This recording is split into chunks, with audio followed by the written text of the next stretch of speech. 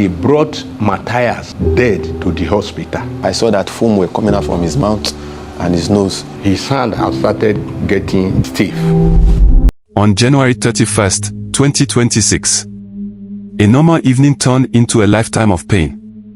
At exactly 9:23 p.m., a father's phone rang. It was a call no parent ever prays to receive. "Daddy, I'm at the general hospital. They brought Matias here. They said he's dead." Dead? How does a healthy 29-year-old man leave home for a party and end up dead within hours? Earlier that evening, everything was normal. Matias had dressed up at his brother's place. He was excited. He was heading to what they called a water splash pool party, second edition at a hotel. Before anything went wrong, at exactly 8:36 p.m., he posted on WhatsApp a video of himself and his younger brother, smiling, relaxed, alive. That timestamp would later become one of the biggest mysteries. Because according to those at the party, Matias was discovered dead at around 8:53 p.m. 8:53. That means in less than 20 minutes, something happened. When his father arrived at the hospital, he expected chaos, maybe doctors trying to revive him. Instead, he was taken to a parked car. The door was opened, and there lay his son's lifeless body. Foam was coming out of his mouth. Foam from his nose. His hands were already stiff. They said he drowned in the swimming pool. But questions immediately began to form. How did he drown so quickly? Who was with him? Why did nobody notice? His father moved closer. He checked for the smell of alcohol. Nothing. He looked at his stomach, it was flat. If someone had swallowed large amounts of water, wouldn't there be signs? The timeline didn't add up. His friend claimed he left him briefly and returned 5 minutes later, only to discover he was missing. They said his phone was still plugged in where he had been sitting. So how did he enter the pool? Who saw him enter? Who pulled him out? Why did the story feel incomplete? The family immediately went to the police. Officers came to inspect the body. Documentation was done. The body was taken to the mortuary. But something else raised eyebrows. Some of the event organizers reportedly disappeared from the hospital. And shockingly, the party allegedly continued, while a young father lay dead. The family insisted on reviewing CCTV footage from the hotel.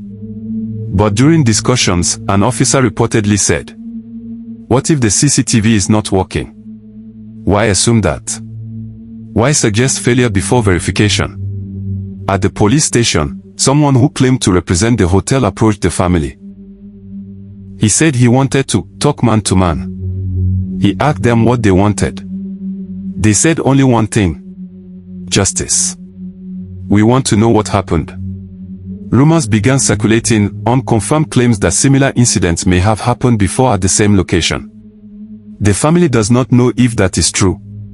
But they fear something bigger. Because if one death raises unanswered questions, and no one speaks, what stops another from happening? Matias was not just a name.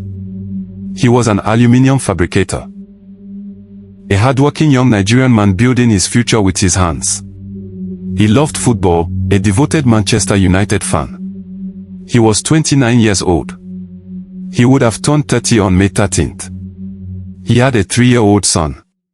A little boy who will grow up one day asking, "Where is my daddy?" How do you explain that his father went to a party and never came back? An autopsy was conducted. But the results were inconclusive. No comprehensive cause of death yet. Investigations are ongoing. But until clear answers come, the family is left with grief. And one haunting question: what truly happened between 8:36 p.m. and 8:53 p.m.? 17 minutes. In 17 minutes, a life ended.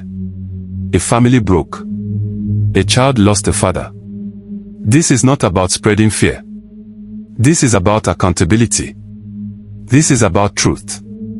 Because when a young man leaves home alive and returns lifeless, someone somewhere knows what happened. And until that truth is revealed, the pain will not rest. Before you leave, if stories like this matter to you, if you believe every life deserves justice, if you believe the truth must never be buried, then please, subscribe to this channel. We tell these stories not for views, but because someone must speak. Someone must ask the hard questions. And someone must keep these names alive. By subscribing, you're helping amplify voices that might otherwise be ignored. You're helping us push for accountability. And you're standing with families who are still searching for answers. Click the subscribe button. Turn on notifications. Share this video. Because silence protects injustice. But awareness brings change. Stay with us.